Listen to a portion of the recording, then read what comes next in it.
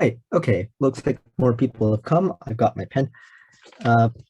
Think we can get started quite soon.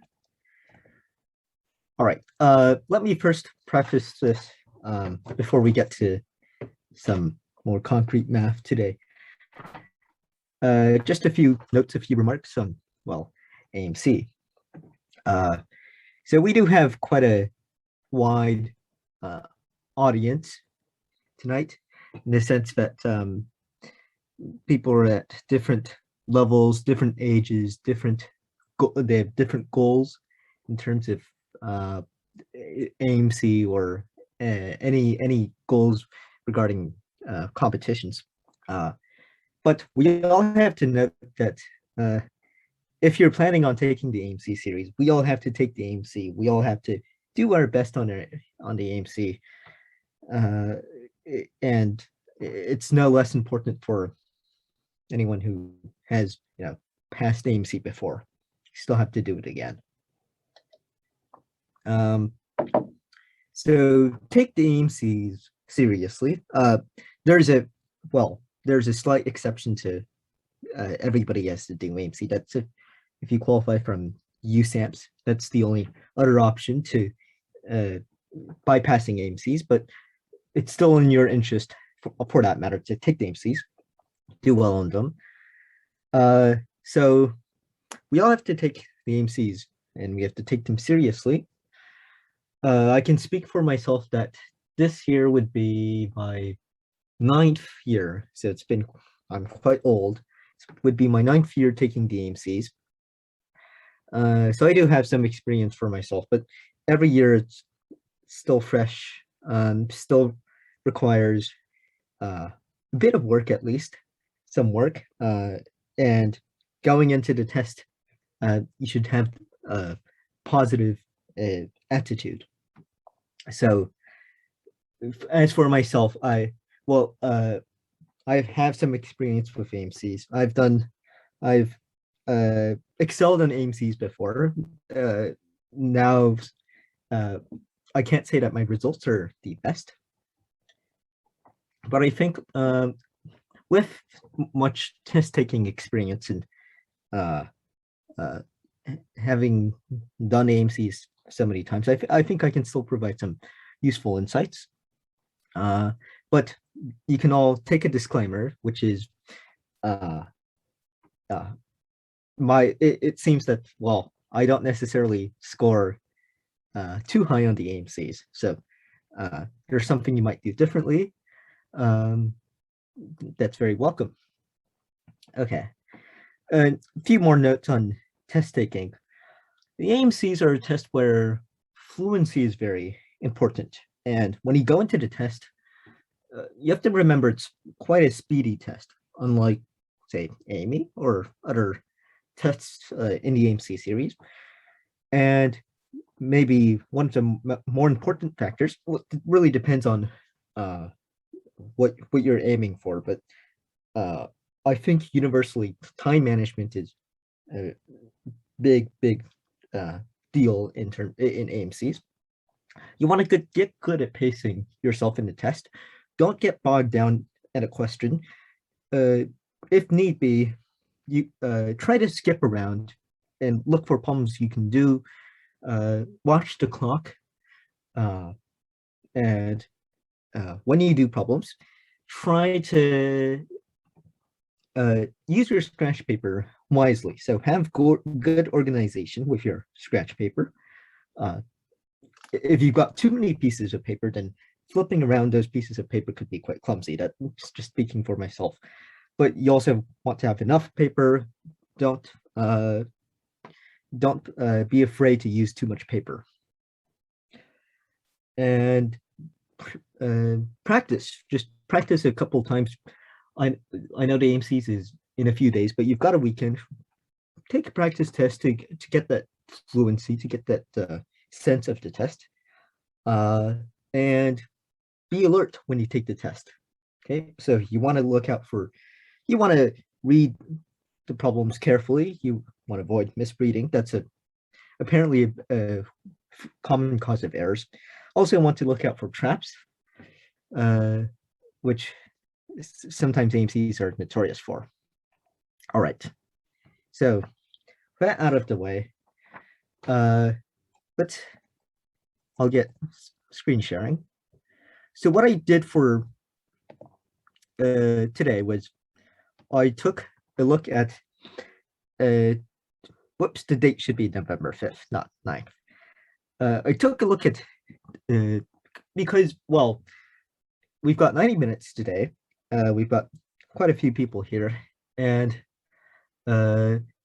everybody has their own strengths and everybody has their own weaknesses. So it's not quite possible for me to prepare a short kind of compilation of things that would be very universal. But I did the best I could, and what I did was I took a look at, if you go to maa.org, you go to competitions, you look at results and statistics, you can take a look at the item difficulty. So if you go to item difficulty, that will tell you the percentage of people who solved each problem on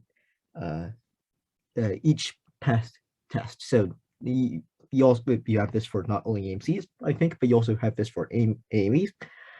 But what I did for today was I took some problems that had rather low solve rates and just put it in here. I didn't have time to write out in the slides some solution sketches, but I'll be kind of live solving from getting I want you guys to take a look at now, how would you be doing this in the competition?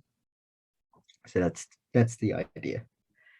Okay, so there are some problems from 2020 AMC 10A, 10B.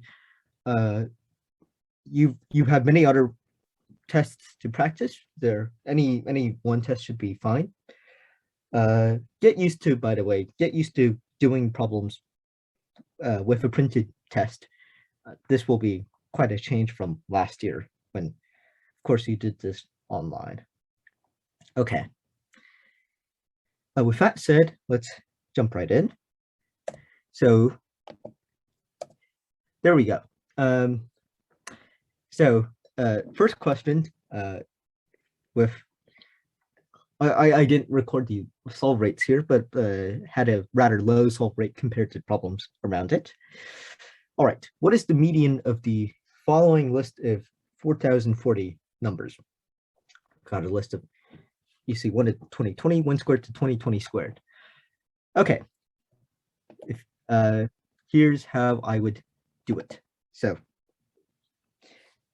going right in, well, the tricky part here is that you've got some, if you were to order this list, you would have some numbers from here, and then you would have some numbers from here. And of course, you can't easily order write down all the numbers in order. So what you want to do is, in a list of 4,040 numbers, the median number would be the average of the 2020th and the 2021st number. So we're looking at the 2020th smallest number and the 2021st smallest number in this list. So you want to find some number n, for which you've got, including n, you've got 2020 numbers from 1 to n in this list. Okay, well, you've got about n numbers from 1 to 2020. Well, first of all, it's clear that n is going to be less than 2020. So you've got n numbers from 1 to 2020. You've got about approximately square root n. You can't be too precise here. You can get an approximation, and then we'll test the n to make sure it's exactly the 2020 number. So you've got n numbers from 1 to 2020. You've got about root n numbers in the second half of your list among the perfect squares. And so this means we want something like n plus square root n to be about 2020. In this case, you don't need to solve this. You can solve this as a quadratic, but that would be quite a waste of time. Instead, you would find square root 10 is going to be approximately 44. So we're looking at 2020 minus 44, which is 1976. So let's take a look. 1976 appears in the list only once, so it's unambiguous. What is this the 2020th smallest number? 1976 numbers plus 44 numbers. So indeed, this is the 2020th smallest number. And the next number is 1977. So this should give you 1976.5. By the way, notice of course, you've got answer choices. Use them to your advantage. I didn't include the answer choices here for sakes of practicing. But we'll take a look.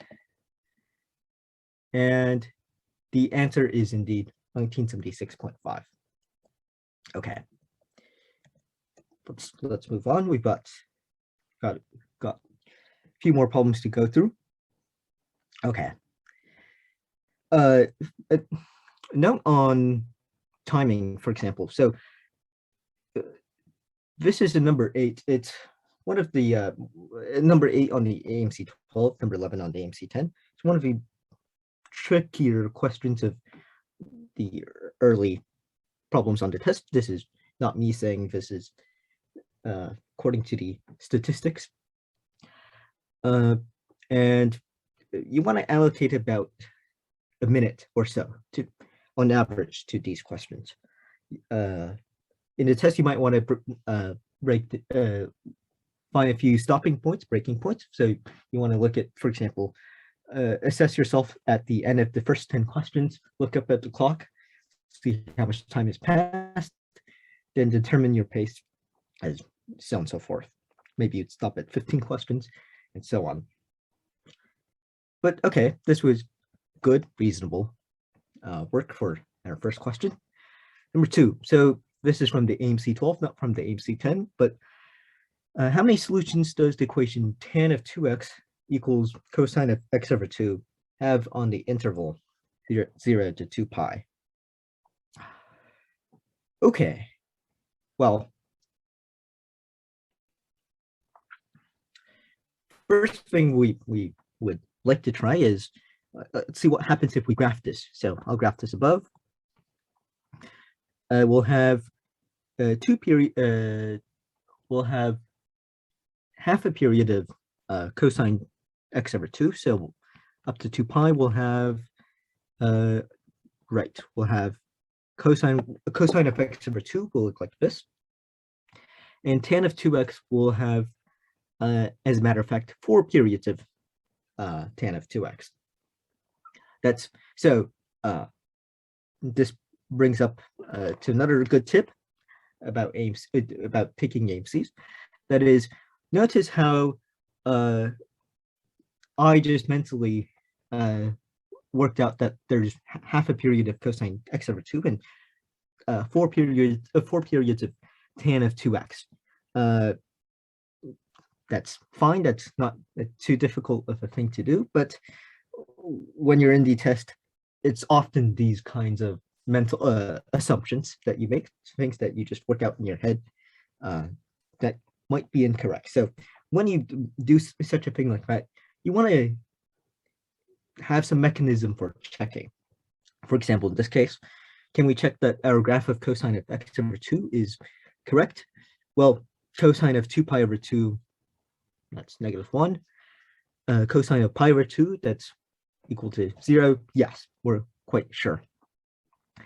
Similarly, we can check however you want with tan 2x, but you can see that tan 2x between 0 and 2 pi is 4 instances of the tan of x curve. Let me see if I can redraw this. Oh, well, I'll clear. Can I not erase the wall? Okay, that's okay. Whoops.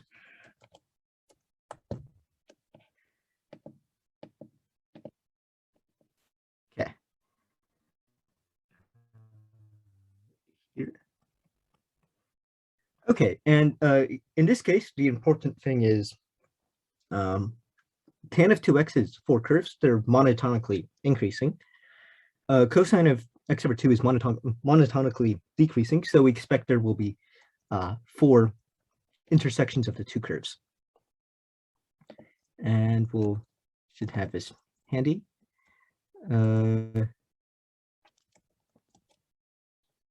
we are. And where are we? This is number 9. Okay. But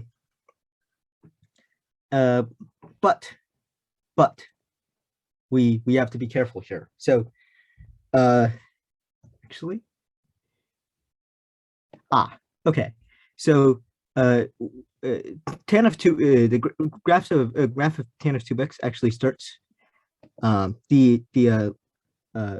You can check that they're the period of tan of 2x here is pi over 2 because the lines of asymptotes are, we should write this down, they're pi over 4, pi over 4 plus pi over 2, so 3 pi over 4, 5 pi over 4, and 7 pi over 4. So we expect these asymptotes, which means our graph will have also contain this portion here and this portion here. So draw out these asymptotes. We see that there are, let's see, whoops. Okay, so tan of 2 at the extreme end, at x equals 2 pi, we've got tan of 2 pi times 2 is tan of 4 pi, which is 0. We've also got at the other end, we've got tan of 0 equals 0. So now we can graph this way. So we'll have 0 to 2 pi. We'll have an asymptote here, pi over 4, 3 pi over 4, 5 pi over 4, 7 pi over 4. Let's look at where we have intersections. So we'll have an intersection in this region, an intersection in this region, intersection here, intersection here, intersection here. Note that we have intersections on the ends because tan of 2 at x equals 0, this starts out at 0 and this starts out at 1. And they'll intersect somewhere between 0 and pi over 4. Same thing for 7 pi over 4 and 2 pi. So you want to be very explicit here and write out and work out all the details. Shouldn't take long for an AMC question, but it's well worth it. So here we've got actually 5 regions, so 4 periods, but we've got half a period here and half a period here. So we actually have 5 intersections. Okay. Next, let's see if I can clear. Okay. All right. Next, we've got. There should be a figure here. Don't know why it didn't come up, but for the record, in the test booklet there was a figure here. So, nonetheless, we can draw the figure. We can sketch the figure here, and we can still do this. So it's a long question. Read it through. Don't skip words. So we've got a regular dodecahedron, and a dodecahedron looks like this. We've got pentagonal faces, and there are 12 faces. How it looks is that we'll have a top face, we'll have a bottom face, and we'll have two, if you will, rows of pentagonal faces. So we'll have, if I could sketch this to the best of my ability, we'll have, so let's draw it here. Okay, well, let's first read the question, and then there's some things we can omit in this drawing, but we've got a regular dodecahedron floats in space with 2 horizontal faces. So as the problem describes, there's a ring of 5 slanted faces adjacent to the top face and 5 slanted faces adjacent to the bottom face. We want to find a sequence of moves from the top face to the bottom face via steps of adjacent faces, so that each face is visited at most once and moves that are not permitted from the bottom ring to the top ring. So what matters here is, the connections between the faces. So we have a top face here. We'll represent it with a dot, and it connects to 5 faces below. So 1, 2, 3, 4, 5. This is your top ring, and you also have your bottom ring, 1, 2, 3, 4, 5, and a bottom face. And the connections between where we connect 2 faces, we connect 2 dots, by the way, dots representing a face. We connect 2 dots if the faces are adjacent. So between the top face, we have a cycle 5. And between the bottom faces, we also have a cycle 5.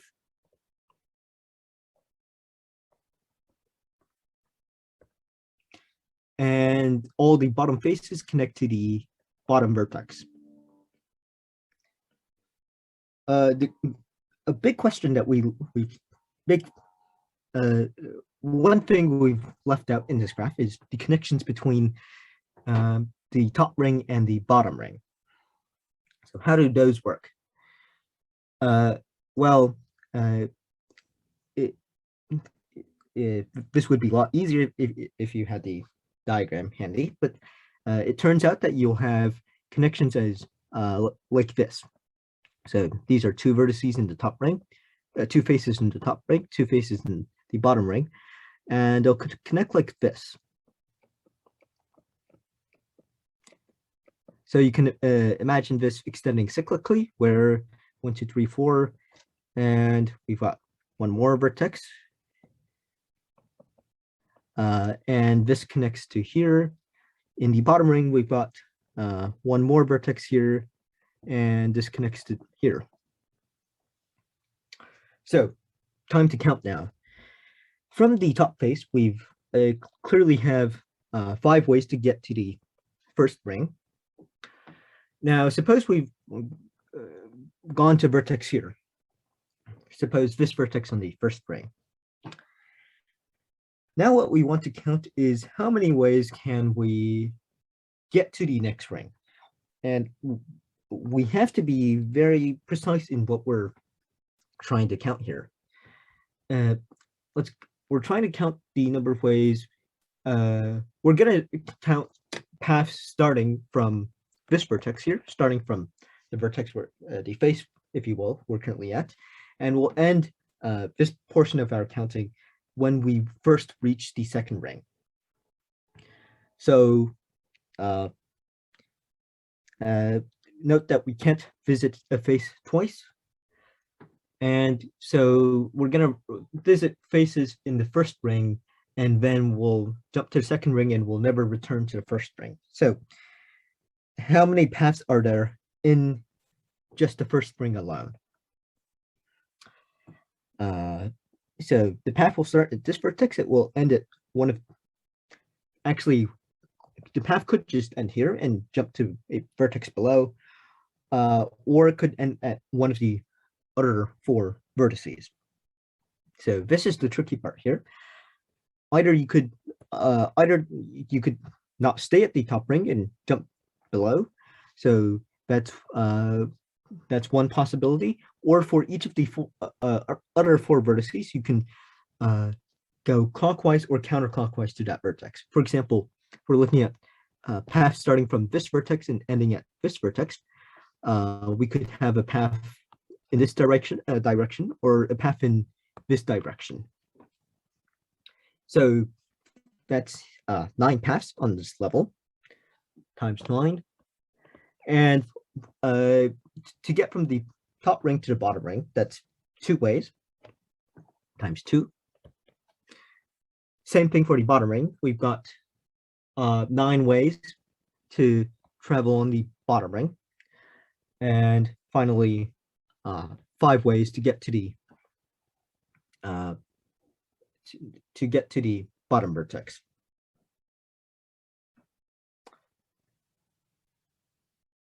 Okay, so that should give us 50 times 81. We also, don't forget, we're missing something.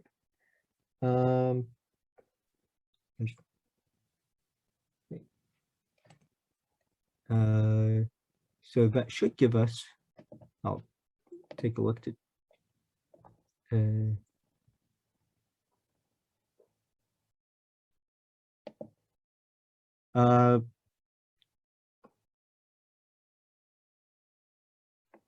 so to recap, we've got 5 ways to get to the first ring. We've got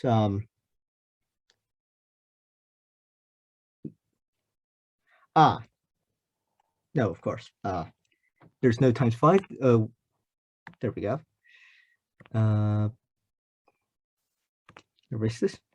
So once we've stopped going on the once we've stopped at finished our journey on the second ring, there's 1 way actually to get to the bottom. So times 1, and that indeed gives us the correct 5 times 9 times 2 times 9, which is 810.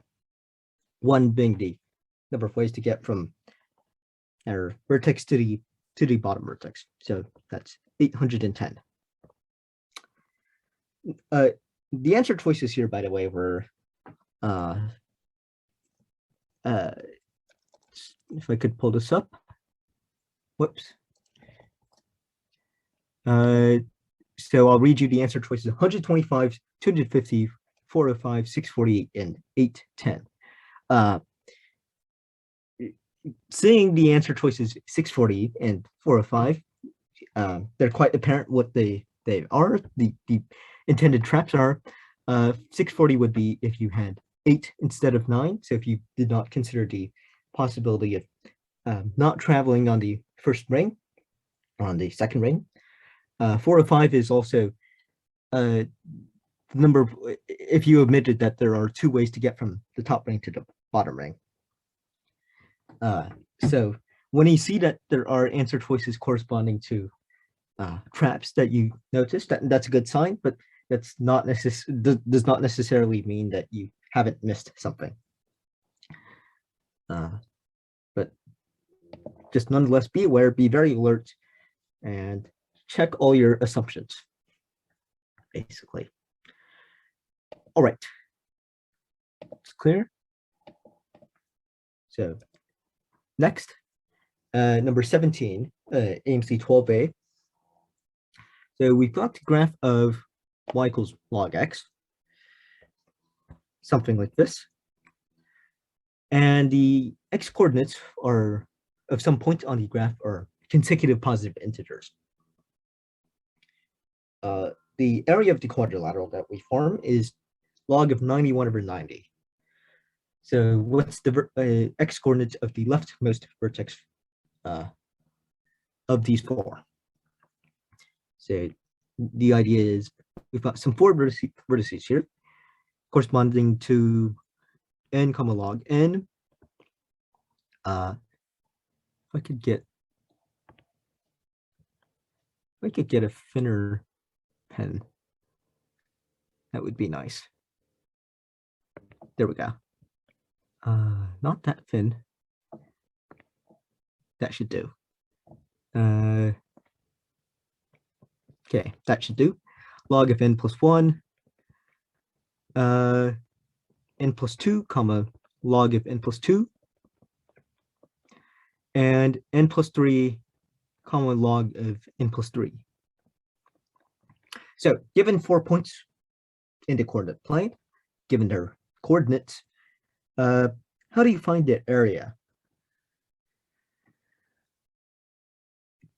So there are quite a number of ways. The standard way is to use Shoelace formula, though Shoelace formula is not. It's rather complicated. So it's a good idea to take a pause and consider: do you have better options than Shoelace formula? Well, in this case, not quite. All ways of evaluate the y coordinates here are not quite nice. The x coordinates are, of course, regular, but any method of evaluating the area of a quadrilateral with these 4 x coordinates, with those nothing special about the y coordinates, will be essentially equivalent to what you have with Shoelace. So let's go ahead and apply Shoelace. So the area is 1/2. Don't forget the 1/2 of, we'll write the determinant as this, n comma log n plus 1, comma log of n plus 1, n plus 2, comma log of n plus 2, n plus 3, comma log of n plus 3, and n, comma log n. So the determinant is given by, so the sums of all products of this form, so n times log of n plus 1, n plus 1 times log of n plus 2, so on and so forth, minus all products of this direction, so n plus 1 times log n, and so on. So that should actually give us a nice thing.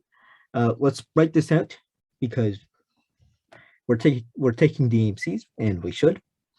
So writing this out, we have n times log of n plus 1 plus n plus 1 log of n plus 2 plus n plus 2 log of n plus 3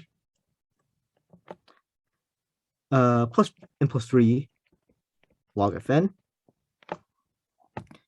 minus n plus 1 log n, n plus 2 log n plus 1,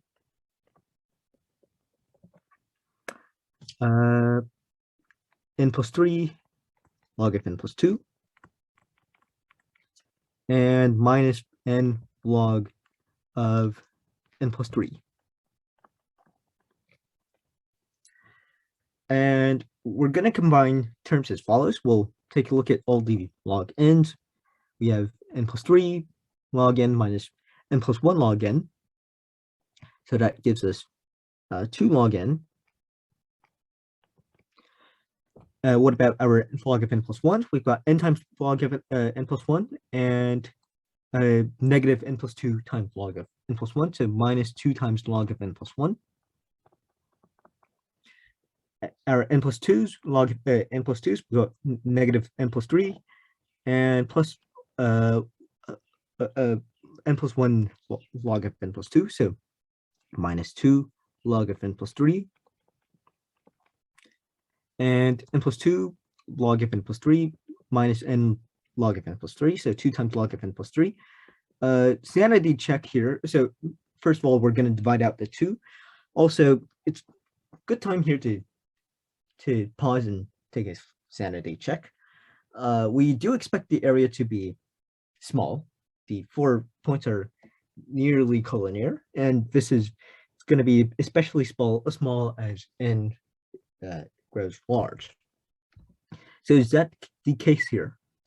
Well, this log expression dividing out the 2 will be that combined as n times n plus 3 over n plus 1 times n plus 2. Now, first of all, this is actually negative. N plus 3 is less than n plus 1 times n plus 2.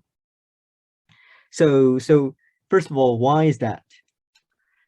Well, you should know about Shoelace that when we take the product, it could be positive or negative, depending on the orientation of the vertices, by which I mean you could write this as, if you were to label this A, B, C, D, you could write this as A, B, C, D or A, D, C, B.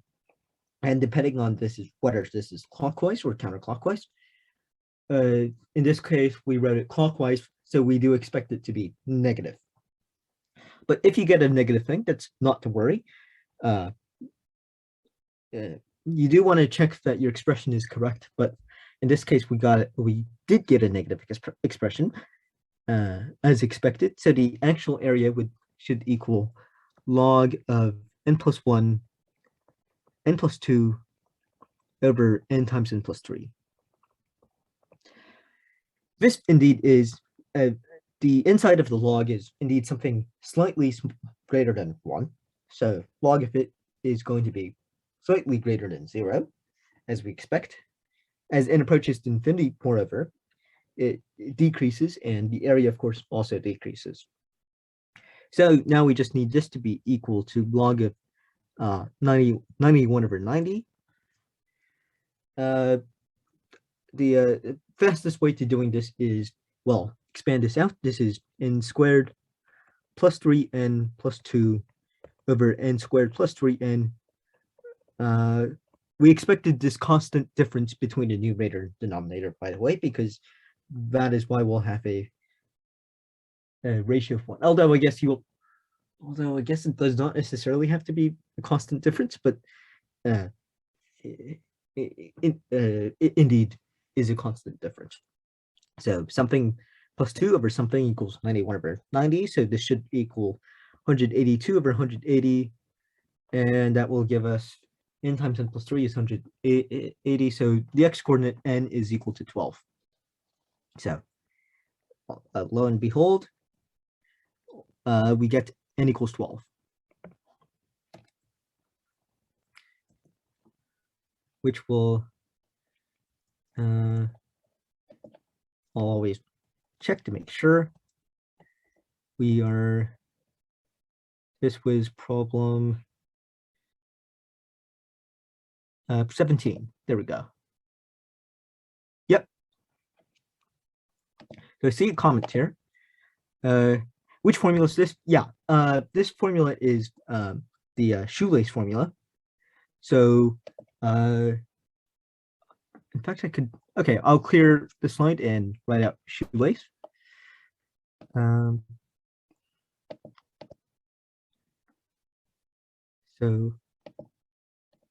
Shoelace.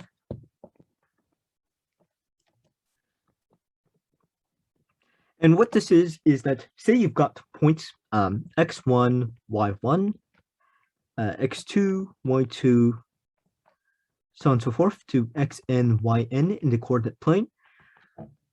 Suppose that if you connect x1, y1 to x2, y2 to so on and so forth to xn, yn, suppose that this forms a non-self-intersecting quadrilateral. Then what Shoelace tells us is the area of this polygon. And the area is given by, I'll write this as follows. So it's 1/2 of the, if you will, kind of a determinant, x1, y. It's not a proper determinant, but the idea is similar. So we'll write out all the coordinates cyclically, the x and yn, include x1, y1 as well. This will make our product cyclic, which we do expect it to be. And this is given by, expanded out, this is x1, y2 plus x2, y3 plus so on and so forth, added to x and y1, minus the products x2, y1, minus x3, y2, minus so on and so forth, minus our last one would be x1, yn. Okay, so that's your Shoelace formula. That's worth remembering because some problems, such as this one, will be not so solvable without Shoelace. So, does that help? Yeah. All right. Okay. Next, another AMC12 question. I know some of you were taking the AMC10, but well, first of all, it's help down the line. So all of you will eventually be taking the AMC12, if not now. But another thing is sometimes, not too often, but sometimes concepts that are supposed to be AMC12 exclusive. So we're talking about complex numbers, trigonometry, so on and so forth. Sometimes they can be useful on the AMC10, but it may also often be a red flag if you find yourself using, say, complex numbers on the AMC10. It depends. So here we've got two sequences of real numbers defined as the real part and imaginary part of 2 plus I to the n. We want to find a n b n over 7 to the n. All right. How do we do this? This is actually, I don't know how better to motivate this, but this is a important technique, important concept in complex numbers, which is that your real part and your imaginary part is given by, so if we call this number z, or if you will, z of n, then a of n is given by, well, how do we find a of n? The conjugate of z of n is given by a of n minus b of n times I. So a n is zn times the conjugate of n, zn conjugate, zn plus zn conjugate over 2. Bn would be zn minus zn conjugate over 2. Now, what's special about conjugates? It's that conjugates are preserved under addition and multiplication. So zn conjugate here is in fact equal to the conjugate of 2 plus I, which is 2 minus I, raised to the nth power. So now we just need to sum up our a of n, b of n over 7 to the n. A of n times b of n is hence equal to 1/4 of z of n squared minus z of n conjugate squared. So if you sum this up, we do actually have a geometric series. So that is computable. When you've got complex numbers in it, you've got sums like these. First of all, having a sequence defined by exponents is your first indication of that you should expect a geometric series. And for something like this to be computable, it would have to be a geometric series, or you could have something of the form, say, sum of r to the n times p of n, where p is a polynomial. So sums like these are computable. The way you would do this is, well, in general, this is quite complex, but as a side note, this is kind of a digression, but a useful one. The way you would compute a sum like this is to set it to s, write out r of s, r times s as, well, something of, it'll have it's r n plus 1 times p of n, and then subtract. Subtracting would reduce the degree of your polynomial by 1. So, for example, if p of n is just n, subtract them, and their difference should be a geometric series. So anyway, the point here is that things, these are the range of computable sums when you've got geometric series. Other sums are generally more difficult, or certainly more advanced to compute that you wouldn't expect quite to see on the AMC test. Another related digression, more related this time, is One special case of real part, imaginary part of complex numbers, powers, is if you see something like cosine of n theta. So you might very well, for example, see sum like this. What is the sum of cosine of n theta over 2 to the n for n equals 0 to infinity? The way you do this is cosine n theta is the real part of cosine n theta plus I sine of n theta, which is cosine theta plus I sine theta raised to nth power. So the same exact technique here. It take the conjugate and it becomes two geometric series. Anyway, let's finish the question. Finish the problem. So let's take out the 1/4 here.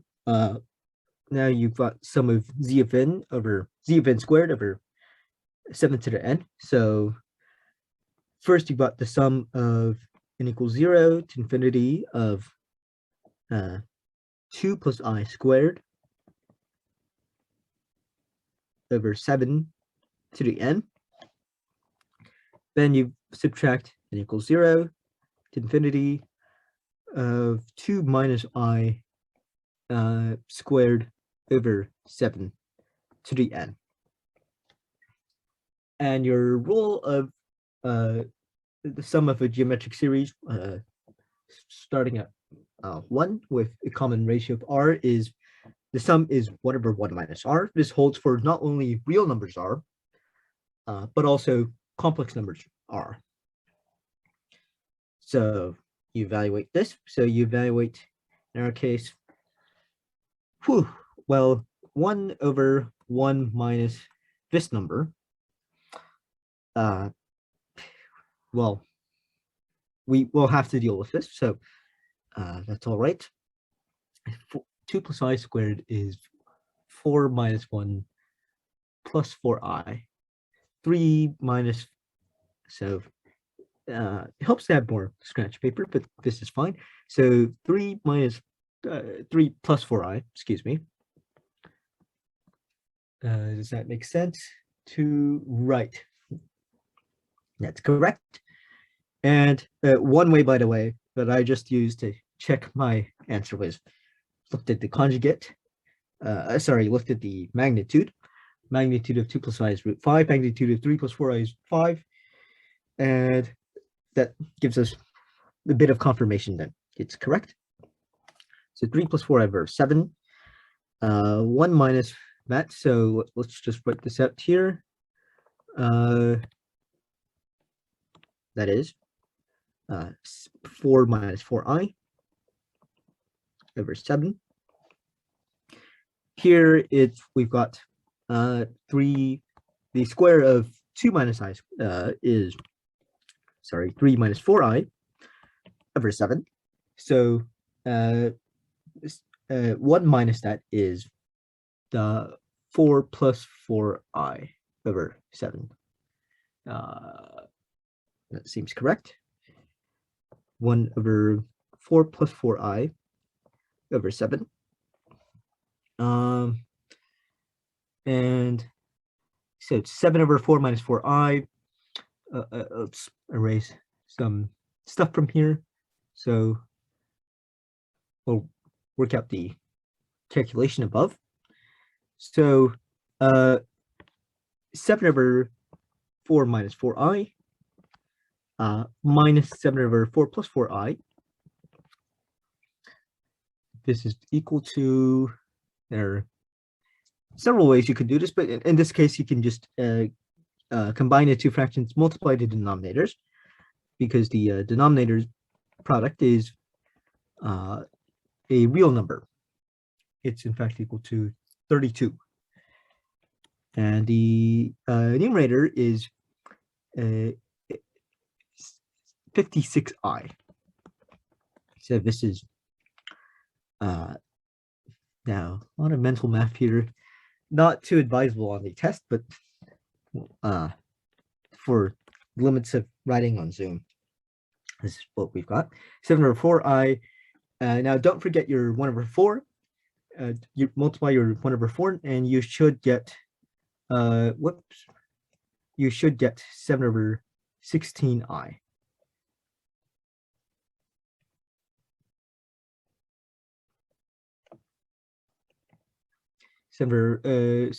Oh, we don't have an I, do we? And 4 plus 4i. Apparently we do not.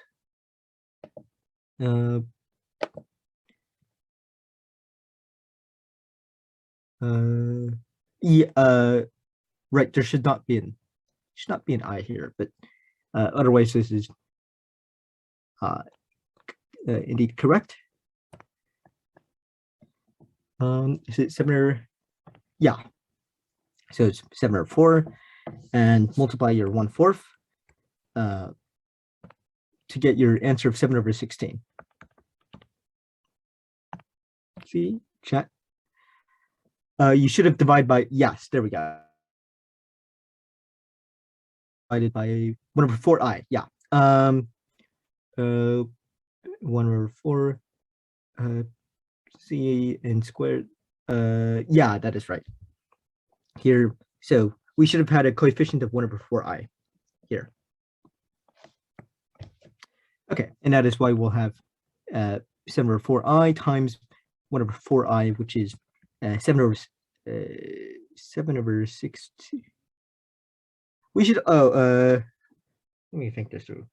We should also have a negative here.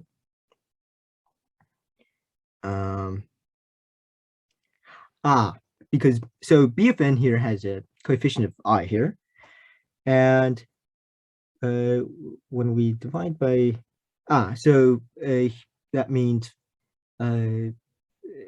we'll have a coefficient of 1/I here.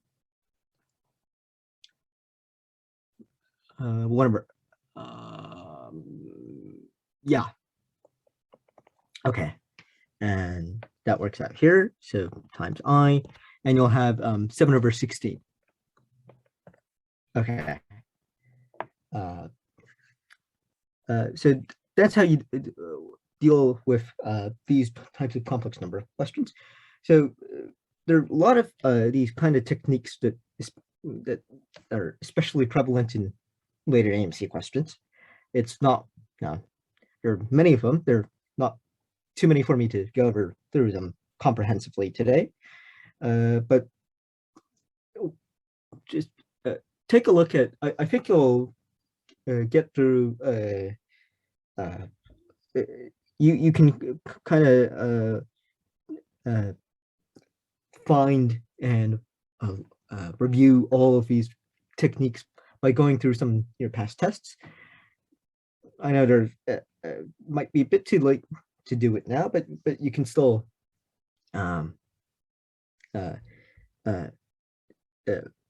you still have I think quite some time to be able to make some significant progress in terms of looking back at old tests. And for each problem, there's some problems will be rather standard to you, but some problems may have new techniques, and it's these techniques that are worth knowing, because they're often very similar problems that don't look similar but use rather similar techniques, just as this problem could be related to our cosine sum problem that I just showed you. But all right, let's get going. It's not clearing. Oh well. Okay. Next.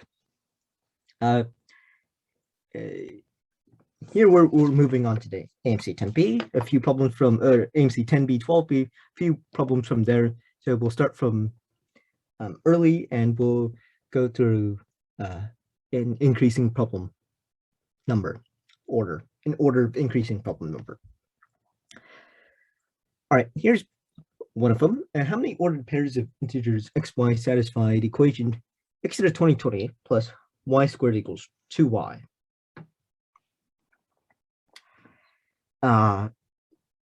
well, first of all, one thing weird about this equation is you've got a big positive number or non-negative number on the for x to the 2020. You've also got a big non-negative number for y squared, and it equals 2y on the right hand side. And well, so size comparisons give us quite a stop in our tracks because, well, we can say first of all that x to the 2020 is going to be at least 0. For x greater than or equal to 2, it's going to be at least 2 to the 2020.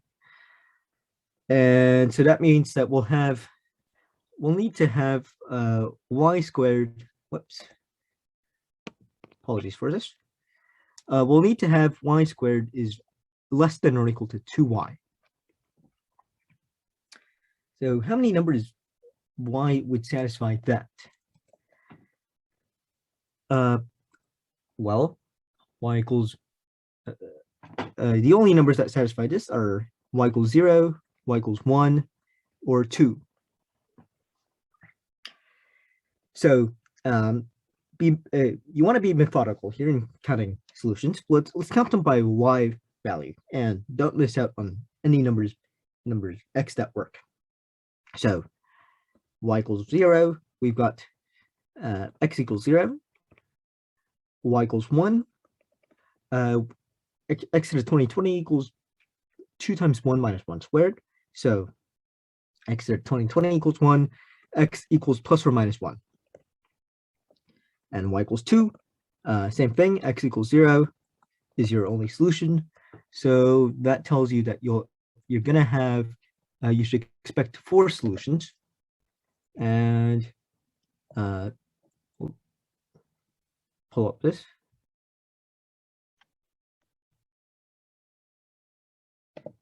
And yep, indeed, you do have 4 solutions. The answer choices here, by the way, were 1, 2, 3, 4, and infinite. And it's clear you found 4 solutions. It's clear they're not an infinite number of solutions. So gives you enough confidence to move on. Clear. Okay. 10B number 17, which is also 12B number 15. There are 10 people standing equally spaced around a circle. Each person knows exactly 3 of the other 9 people. And the 2 people, the 3 people being the 2 people standing next to them, as well as the person directly across. We're asked, how many ways are there for the 10 people to split up into 5 pairs so that the members of each pair know each other?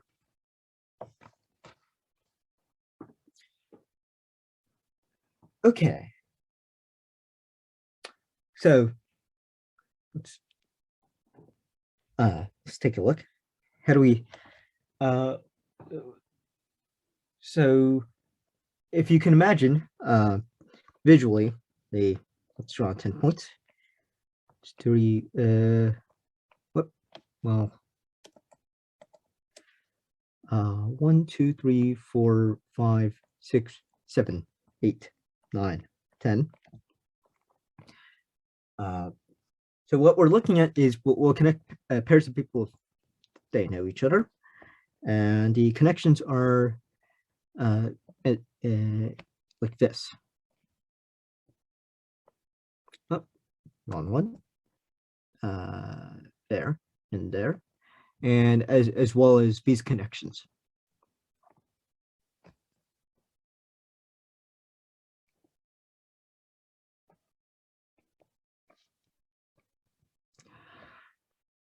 Okay, so there are several ways you can. It's not clear, first of all, from just immediate glance, what the best way to count this is, because there are several things you can fix for and count.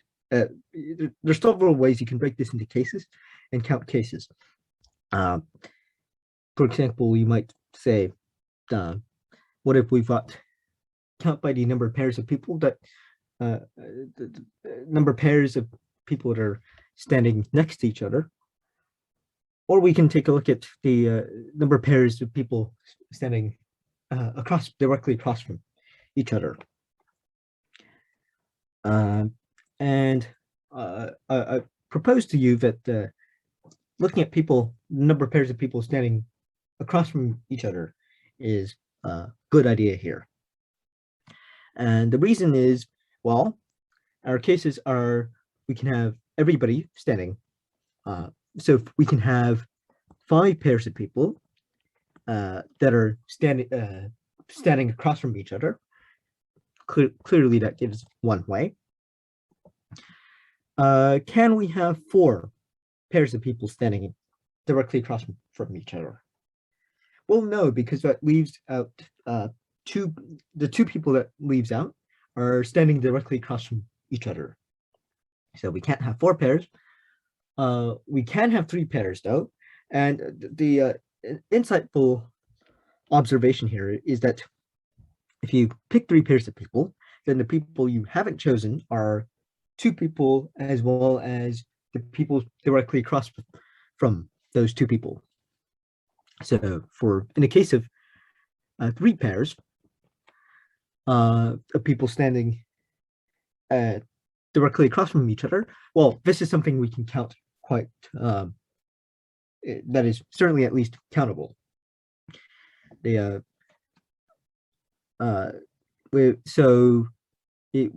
first of all, we want to have, so we're going to have 3 pairs of people, and that's going to leave out 2 people as well as the people directly across from them. And so these 2 people here must be adjacent to each other, as well as these 2 people, one implying the other. So that means that we've got so looking at what about our so the nice thing about counting pairs of people directly across from each other is that given the set of 6 people that we know are connected directly across from each other, the pairings are unique. So say you know that these 6 people are connected in pairs such that people directly across from each other are connected, then there's exactly one way to connect them. So we just have to count the number of ways to select these 6 people, or in other words, the number of ways to select our 4 people that are connected adjacent to each other. Well, that's just the number of pairs of opposite edges on our decagon, and the number of such pairs is 5. Okay, so we got 5 ways of choosing our group of 6 and our group of 4, and they're connected uniquely. So one way for this. Now what if we have 2 pairs of people? If we've got 2 pairs of people connected directly across from each other, then, well, what happens? So we're going to be left with 3 pairs of 6 people. We're going to be left with 6 people. They're going to have to be connected in 3 pairs. All the pairs are people adjacent to each other. And if we have a pair, then we know the pair that's directly if we have a pair, then we know the 2 people directly across from them are also unconnected. So the question here is, can we have 6 people arranged so that can we have 6 people arranged so that we got 3 people and they're direct opposites, and we connect them in pairs of adjacent people? Is that possible? That's our question. Well, without loss of generality, let's say we connect these 2 people. So we know that these 2 people are adjacent. Now, these 2, moreover, are not adjacent with thumb. And we also know these 2 people are opposites of each other, standing directly across. So we cannot have these 2 people connected. They're not standing next to each other. So we're going to have, without, notice that we still have symmetry here, without loss of generality. Let's say we have these 2 people connected. Then this person is next to this person, 2 spaces away from this person, but these two people are 5 spaces away. So these 2 people cannot be next to each other. And so that's the reasoning that we have for there not being possible to have exactly 2 pairs of people standing opposite of each other, connected. So can't have this. And finally, we have, if there's 1 pair, well, 5 ways of choosing this pair. And the connections, you've got a group of 4 on top, a group of 4 in the bottom, and their connections are unique.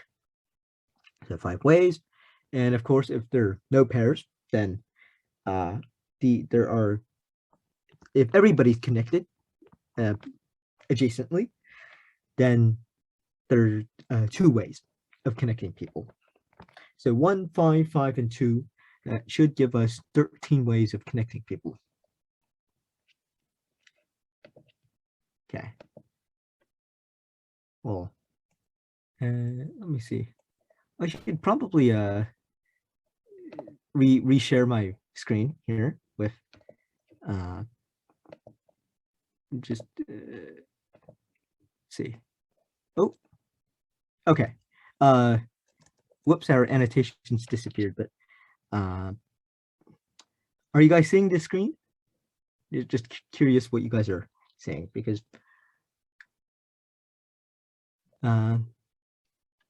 okay, I would think you guys are still, yeah, okay. So you're still seeing the presentation, right? Cool. Yes, okay, good. So 13 is indeed correct for this. The main idea here was when you count by things that are rigid. So pairs of people being opposite of each other are rigid. And so, for example, if you were to say there are 3 pairs of people standing opposite of each other, that's a fairly rigid thing that limits the number of possibilities. Whereas if you say there are 3 pairs of people connected adjacently, it's harder to deduce. Well, in this case, it so happens that you can deduce that there are 2 pairs of people standing opposite of each other, but reasoning in terms of pairing people up directly across from each other is a lot easier in this case. So count from the rigid. Okay, geometry question. Geometry is always important, so you can't leave out geometry here. So a lot of geometry questions on the AMC are, if you will, of course, they're computational. Some are, one common technique, if you will, is angle chasing. So be on the lookout for angle chasing. There's nothing too complicated, but there's some things that you have to do with chasing a few angles. there are other things that are just more computational, more about computing lengths or setting something to be length and getting an equation all in terms of lengths. And I can also think of their area problems that are quite similar. They're oftentimes you solve them by computing lengths or something similar. So uh, this I think is a good example problem to see how we will deal with these computational geometry questions. So in the square, we've got AE and E and H on AB and AD with these two sides equal. And we've got F and G on sides BC and CD, and their projections onto EH are I and J. So triangle AEH, quadrilateral BFIE, and quadrilateral DHJ GHJG. So we're talking about these three polygons, as well as the pentagon FCGJI. These all have area 1. And the question is, what's the length of FI squared? Okay, well, first things first, we can start from easy observations. AEH has area 1, so AH has side length √2. Okay, another thing to note is now, so fix ABCD, E and H are also fixed. We don't quite know the length of AB yet, but we know it's fixed. And now think about moving your point F. Okay, your point F varies on line on segment BC. And think about the area of quadrilateral BFIE. So as F varies on this segment, of course, the farther F is from B, the larger the area. It's as a matter of fact, the length BF determines the area of BFIE. Now, that doesn't mean that if we just set X to be BF, doesn't mean that we cannot necessarily solve for the area right now. There are some things we don't know, but it does mean that BF determines the area of BFIE because it determines F, determines I, the area is unique. Now, the point here is that the same thing is true of G on CD. And for the two areas to be equal, it follows that these two lengths, BF and DG, must be equal. Okay, this is, of course, intuitive. You do expect a symmetry here, but this is a simple way to validate that intuition. Okay, now what about computing their areas? Here's something we can do. Let's draw our line AC. It's useful because it cuts the pentagon CGJIF in half. The area of this we know is 1/2. The area of this is 1. And not only that, but we also know that the area of this small triangle is 1/2. So that tells us something that we also could figure out just by looking at the area of ABC. Something we can figure out another way, which is that the area of ABCD is 4. Right, the area of this half ABC is 2. So that tells us that the side length AD, side length of the square is 2. Good, so that already fixes many lengths. For example, one way would be, let's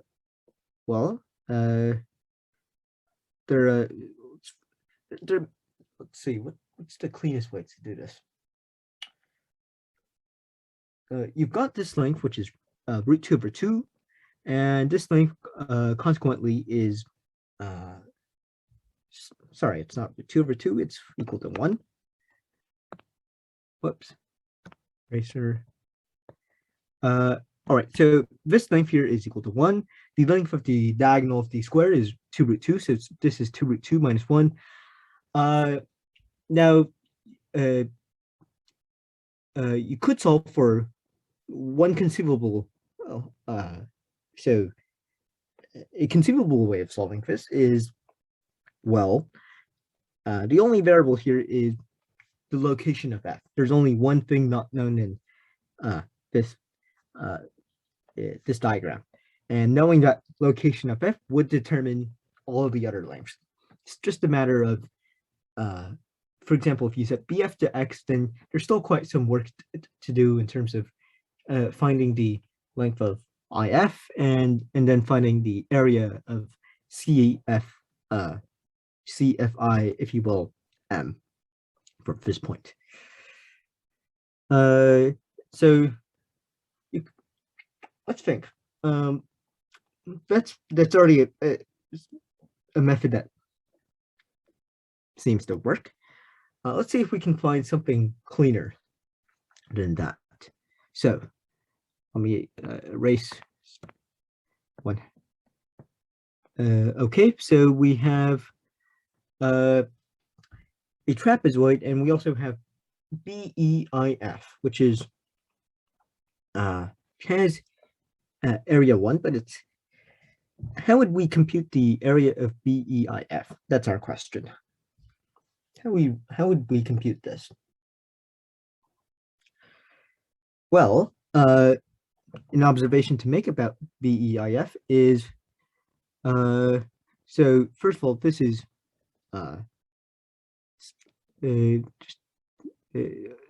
okay, so confirm this. So this is 135 degrees.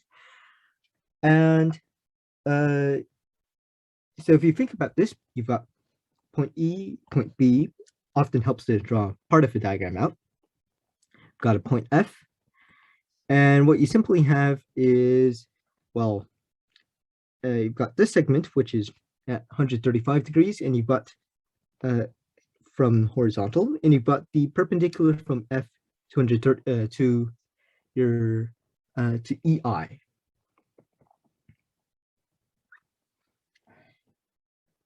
Okay, well, two right angles, first of all.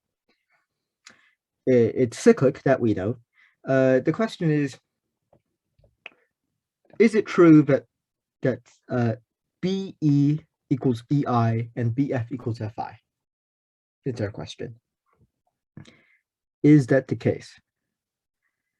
Let's see if we can we show this? Well, we would expect these two triangles to be congruent. Do we have any good way of showing this? Well, let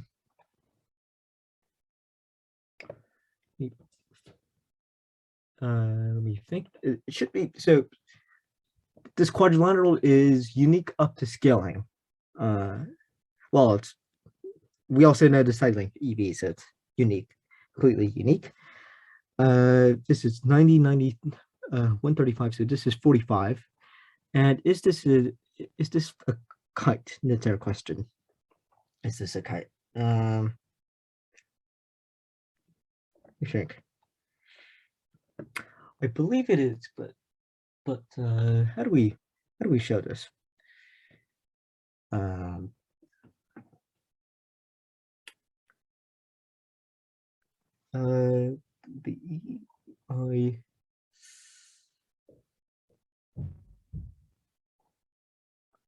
Oh no, no, it depends. No, it's not necessarily true. Of course. Don't make assumptions like these. You always want to show them. In this case, just think about if you vary f, then of course length FB and FI are not necessarily equal. So in this case, it would only be these two lengths would only be equal if we had a 22.5 degree angle here, which we don't necessarily know. So scrap with this. So we can't, we don't have that that assumption here. Always check your assumptions. That's a big key in doing any problem, really. So, well, all right. If you can't think of a smart way, then do a prudent, a practical method that's gonna work. So we can let BF equal X. All right. Or maybe we want CF to be X, doesn't really matter. So CF to be X, the height of the trapezoid CFIM is going to be X over root 2. That much is clear. What about our bases? So one base is 2 root 2 minus 1. The other base Fi is equal to, it's equal to 2 root 2 minus, so let me write this down. Fi is equal to, if you drop the perpendicular from F to Cm, you know, this little portion is X over root 2. So your length Fi is 2 root 2 minus 1 minus X over root 2. So, well, we see this shows up twice. So let's just let this equal Y. So the length of the median of the trapezoid is mid-segment, sorry, is 2 root 2 minus 1 minus Y over 2 times the height, which is Y. Of course, we this should equal 1/2. And we can solve for Y. What is Y going to equal? Something not necessarily nice, is it? But of course, this is, well, Y is only going to be as nice as X is, and X is only, well, we do expect Fi squared to be nice, so Y should not be too bad. We can, I think I can spare you the calculations here now. You can quite easily solve for Y in this quadratic, and your length Fi is simply what we just found here, 2 root 2 minus 1 minus Y, and that should give you Fi squared. Do we have a trick here? Let's see if Fi squared is something that we can find without computing Y. There's a slim chance that may be the case. I don't expect it, but it's not too bad to find your value of Y anyway. So this squared is equal to, I would say,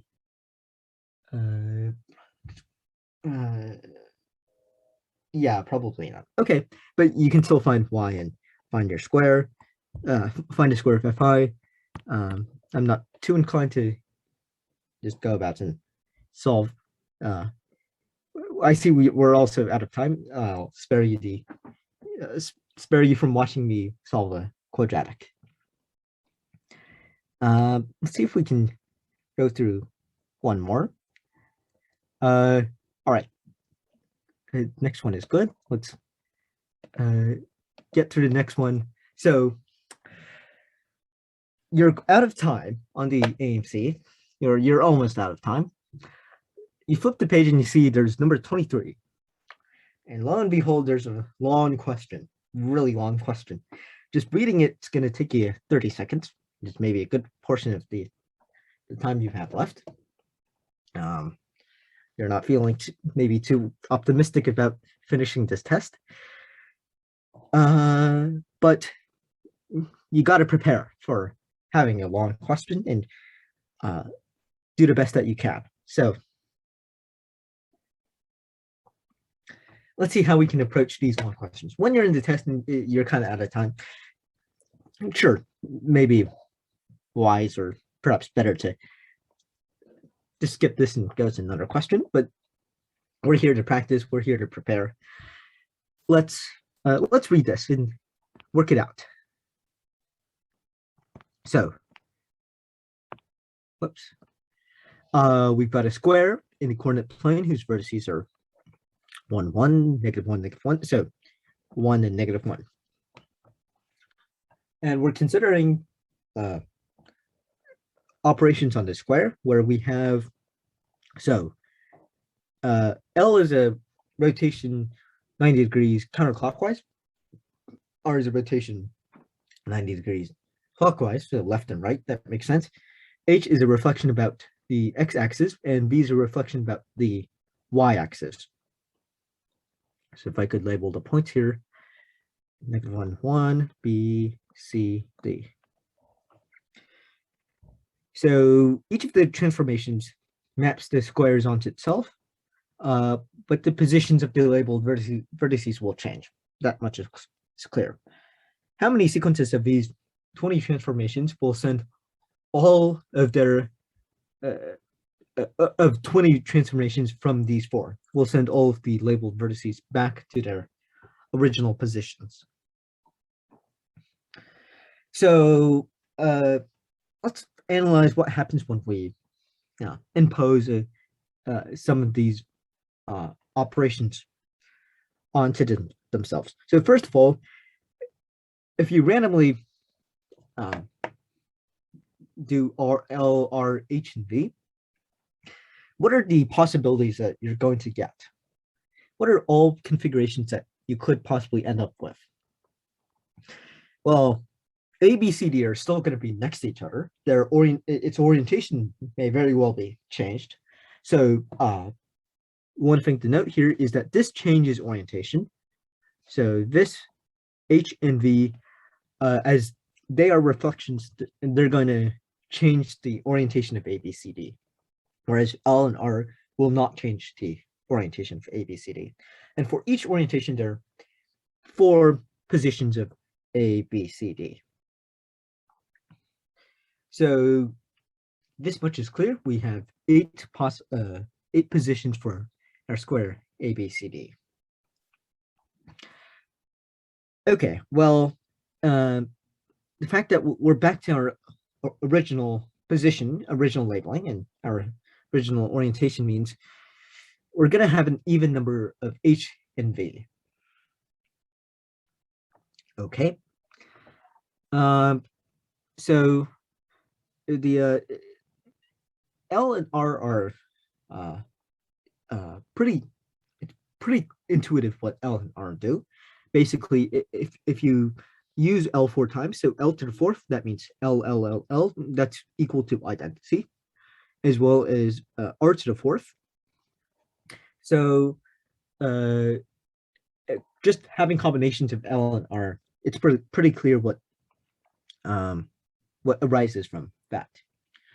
Now, the trouble is, what about H and V?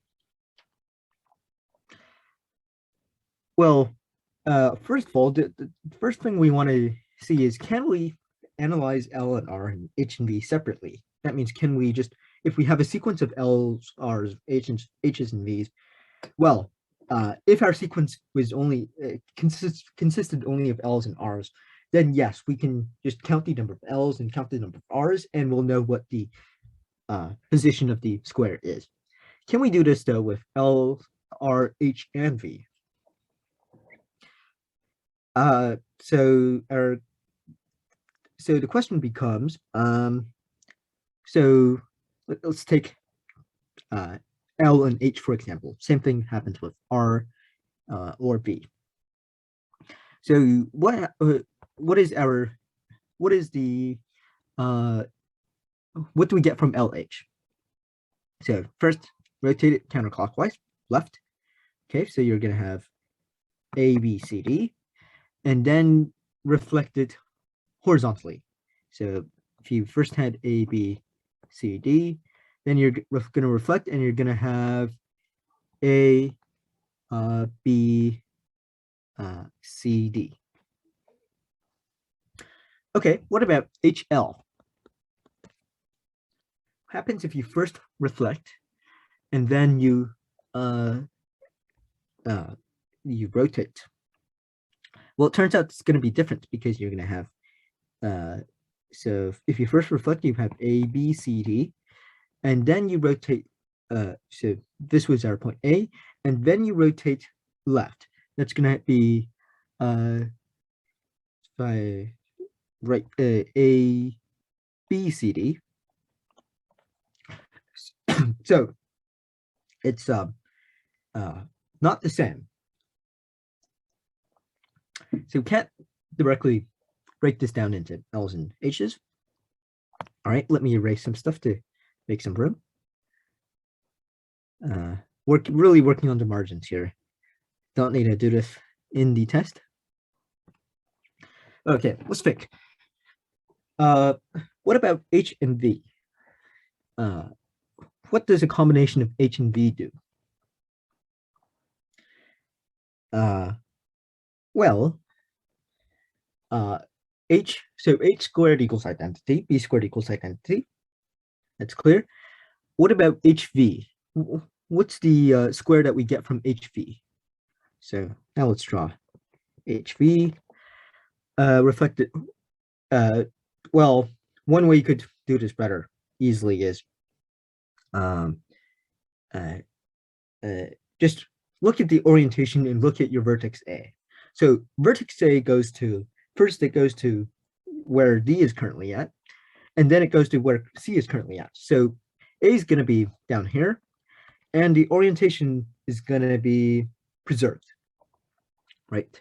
So A, B, C, D, and that is what your square looks like. So it's, HV is equivalent to a rotation of 180 degrees.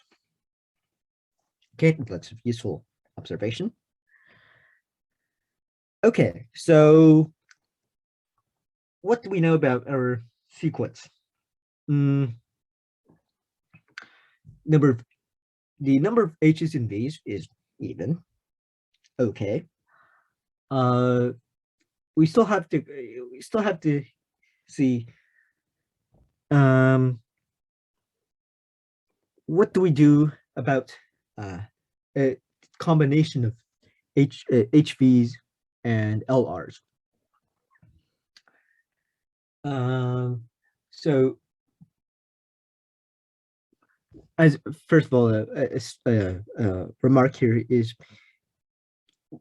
in this case, it really helps to, it's not necessary to know this, but it helps to know group theory. And if you know some group theory, then you can realize that these four operations are isomorphic to a structure that you may know. But in this case, we don't have to, we can disregard that. So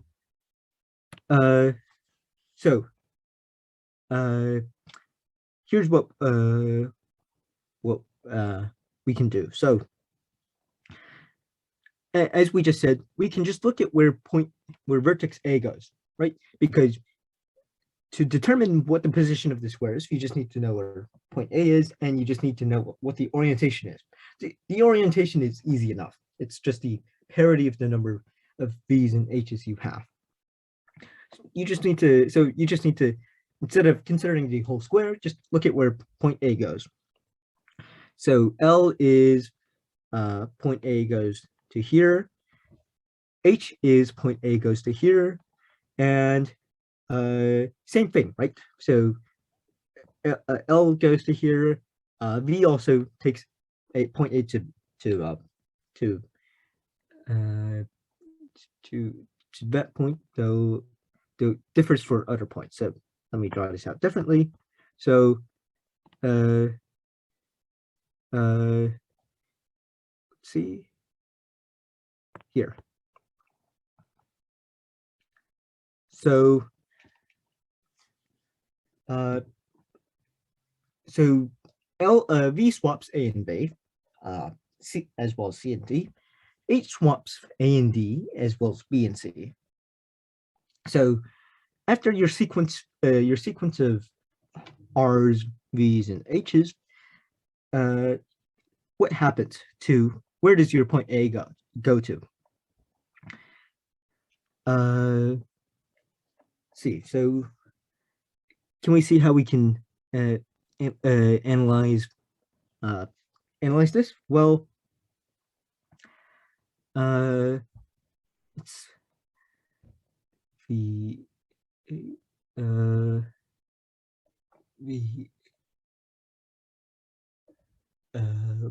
so let's look. Let's see. So LH gets A to here. H L H H HR goes there. I think L goes to okay. L.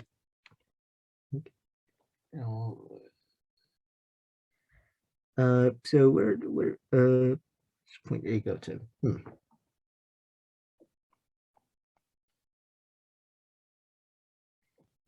E to B to B to A, D to C. So this is like, is it comp? No, it's not comp. Not complex. Let's see. Be if call this think. We know sums of L's and R's and think. So V is not a plus. I think we can we represent this with complex number? Is that what it is? So what the I to -1 to what is it? I think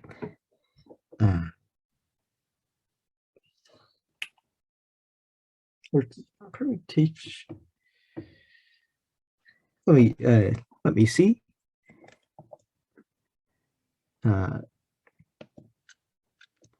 Pull this up on my end. What was it?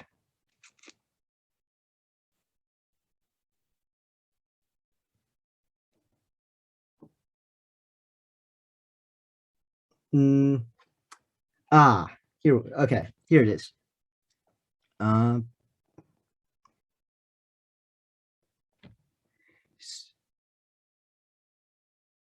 So instead of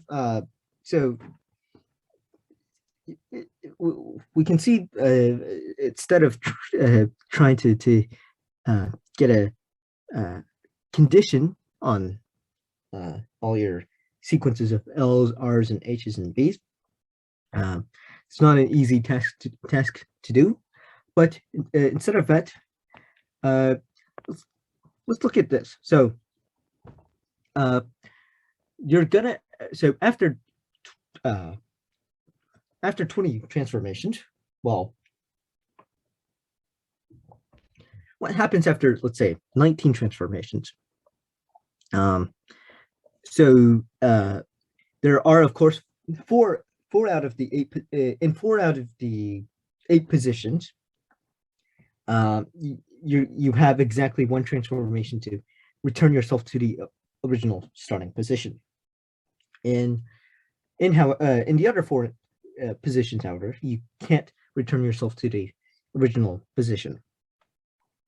So let's see what happens after 19 transformations.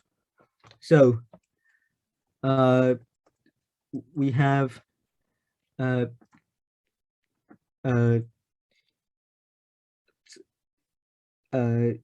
so there are two cases here. So if after the first 19 transformations, our square is left in its original orientation, A, B, C, D. So we've had an even number of V's and L's. B's and H's, then that tells us that there has been an odd amount of L's and R's. So that means that the position of ABCD has to be, if you will note here, so so after 19 steps, we'll have either the orientation is this same as before, so we've had an even number of V's, so we'll have an odd number of L's and R's, which tells us that the position of ABCD has to be either A at here or A here. Similarly, if we have an odd number of reflections of H's and V's, then our orientation is going to be opposite from what it was. And so we'll have an even number of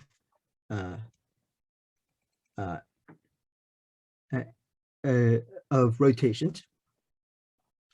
So the and note that each rotation. So note here that your rotation could be clockwise or counterclockwise, depending on the orientation of your square. So what I mean here is that if your square has the opposite orientation as before, then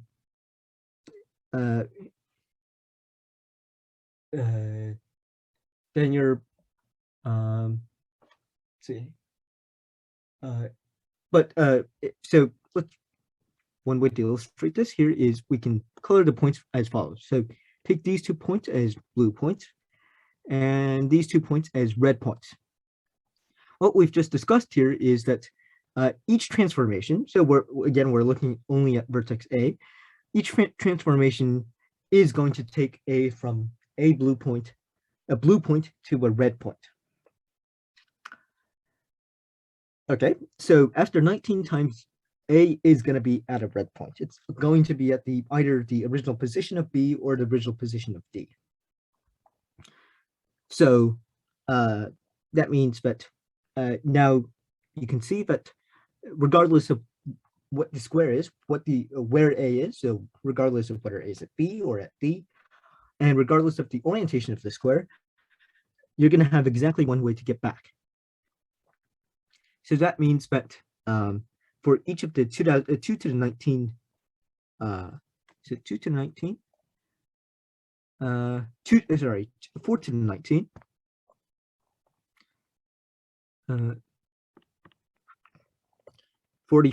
each of the 4 to the 19 first sequence of 19 moves, you have exactly one way to return.